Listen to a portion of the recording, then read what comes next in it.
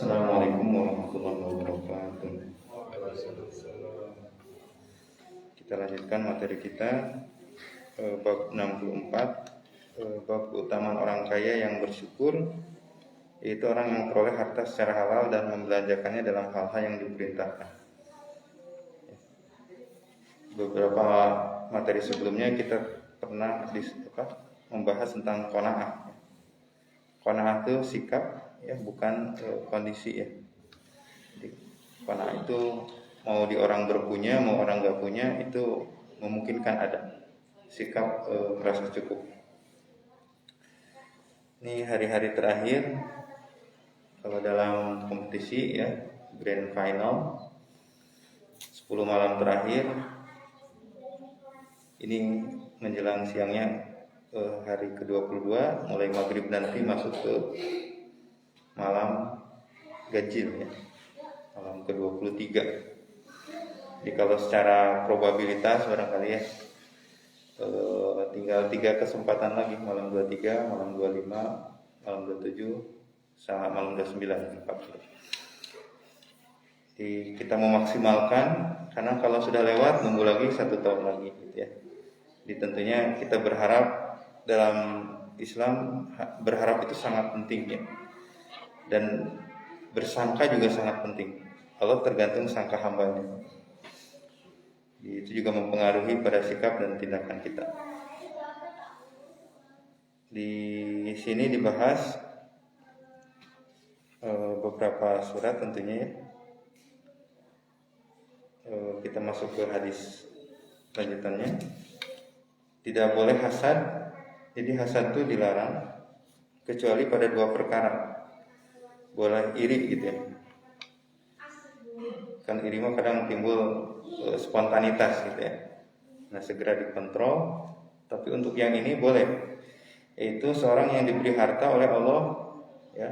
Di sekitar kita tentu ada yang punya, dititipi harta oleh Allah, kemudian dia menghabiskannya untuk berinfak dalam kebenaran. Nah, itu boleh diirikan, saya iri sama orang ini, ya. Tapi tentunya iri dalam hal positif, untuk berkompetisi kitanya mengikutinya, bukan iri dalam artian menjatuhkan, gitu, ya. Dan seorang yang diberi hikmah oleh Allah lalu dia memutuskan dengannya dan mengajarkannya. Ilmu tertinggi adalah hikmah, ya. Hikmah itu mampu mencari intisari terdalam, ya.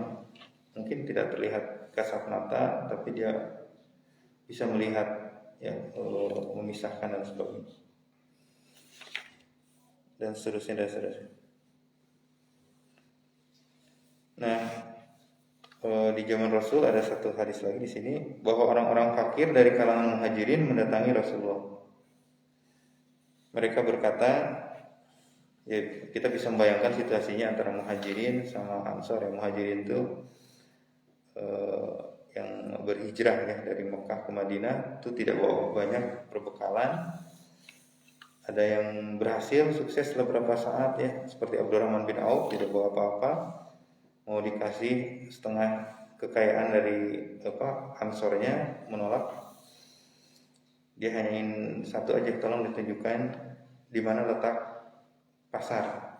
Dengan setelah itu menguasai pasar, ya, di daerah tersebut. Tapi juga tidak semua orang tentunya, ada kalangan muhajirin yang fakir, ya.